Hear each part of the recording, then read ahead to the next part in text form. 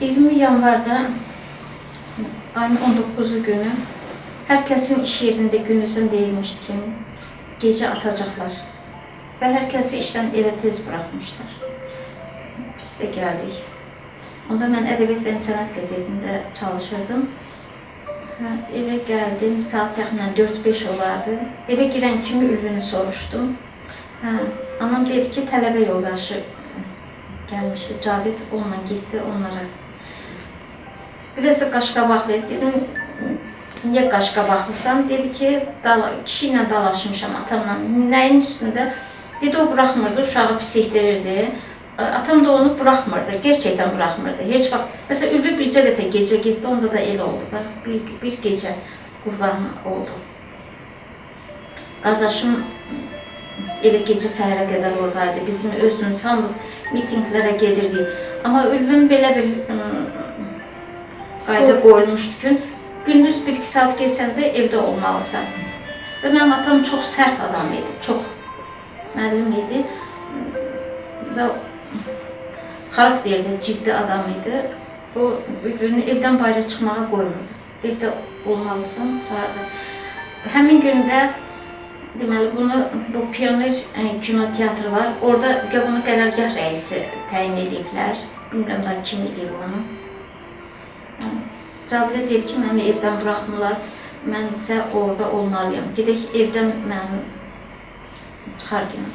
Gəlib evə, Cavid də evdəkilərə deyir ki, bəs atam rayondan gəlibdi, qurbanlıq gətiribdi mənə, qoy Ülvi də gedək. Mənim atam dedi ki, Ülvini də gətir, qurbanlığını kəsək.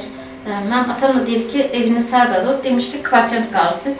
Atam demiş ki, siz kvartiyant qalırsınız, bura mənim evimdir. Gedin o qoyununuzu da gətirin bura, indi ki, oradan bura gətirin. Kimi də istəyirsiniz çağırın, bax istəyirsiniz, bax biz evdən çıxaq. Gəlin bu həyətdə kəsin, pişirin, yiyin, nə istəyirsiniz elin. Neçə də dostunuz, tanışınız var, hamısını yığın gətirin. O da demiş ki, yox, atam deyir ki, bircə Ülvünü götür gəl. Və mənim atam razı olmamışdı. Anam məsələyə qarışmışdı və Ülvi getmişdi. Anam dedi ki, belə getdi.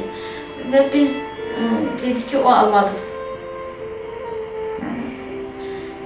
Və gözlədik, gecə atışma oldu, bilmirik. Səhər tezdən deyəndə 5 olardı ya da 6 olardı. Mən durdum, getdim xarici dillərin üstünə. O evimiz xarici dillərə yaxın idi. Bir 5 dəqiqəlik oldu.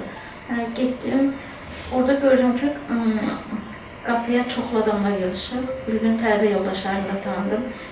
Ülvün soruşum, bunlar deyirlər Obşiteldədir. Mən dedim ki, bir zəng vurun, o vaxt bu mobil zat yox idi. Belə içəri telefon idi. Onlara xahiş elədim ki, zəng vurun. Neysə, oradan xəbər gəldi ki, yox. Mən özüm eşitdim. Oradan deyirlər, yox, Ülvü burada deyil, deyirlər, institudadır. Bunlar da Turqdan qoydu mənə, deyirlər ki, oradadır, indi gələcək. Amma gördüm ki, yalan dedilər.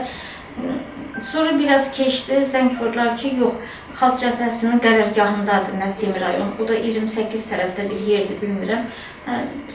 Yəni orada da olmadı. Gün axşama qədər demək olar ki, axtardıq da. Sən demə, saat 10-da, 11-də tələbə yoldaşları tapıblar bunu. Gediblər, Semaşqadan tapıblar. Biz isə hər yeri aradıq, amma ora girmədik. Mənim qardaşlarım da həkim idi. Onlar da xəstəxanalara zada hər yeri axtardılar, amma ora girməmişlər. Orada girməmişlər. Yəni qıymamışlar. Ağlarını getirmək istəməyiblər. Ağlarını, sadəcə onu qəbul eləmək istəməmişlər. Amma bunlar da gedib götürüb skora pomoşa qoyub gətirib bizim evin yaxınlığında saxlamışlar ki, qaranlıq bassın, sonra gedək deyək bunlara. Və dedilər,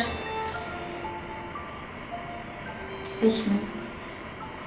Sonra atası anası gəldi, bacısı gəldi. Bacısı da orta məktəbdə oxuyurdu. Amma qardaşı o günü axşamdan gəldi evə ki, biz yataqxanada qalırdı qardaşı. Dedi ki, 3 gündür biz barikadalardayıq, bütün dolmuşam. Gətirdik onu, masaj elədik, nə bilim, isti suyla falan peşməkən, bu yatdı. O gecə onun xəbəri olmadı. Amma bu uşaq da belə oldu, onda sonra valideynlər gəldi, atası, anası, burasından vurmuşlar. O da gedir Pioner Kino Teatrına. Orada gecə atışma olur. Uşaqlar gəlirlər ki, içəri hamısı qaçır, girir ki, bəs tanklar gəlir, atırlar. Bu da deyir ki, mən bilirəm, əskərlikdə olmuşam, boş güllə, dolu güllə olduğunu bilirəm. Qoy mən çıxım, baxım, gəlim və bu səs ucaldan olur. Bunu götürür, əlində çıxır bayra. Çıxır və qadir gəlir ki, heç kim çıxmasın bayra. Bunlar dolu güllələrdir, yəni gerçək güllələrdir, kimə dəysə öldürəsidir. Və özü bir də özünü atır bayra, qəhrəmanlıq göstərir də. Və əlində onunla tanka tərəf gedir, qışqırır ki, bizim heç nəyimiz yoxdur, gülləni atmayın. Cavid də deyir ki, biz deyir, onun dalınca çıxdıq, qışqırdıq ki, Ülvi getmə. O qaranlıqda güllə bu uşağa dəymişdi. Dəymişdi. Belə, o qaranlıqda elə tuşlamışlar, bu üzündən dəymişdi burada.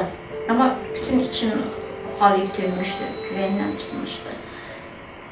Elə evdə 2 gün qaldı, heç qanı durmurdu.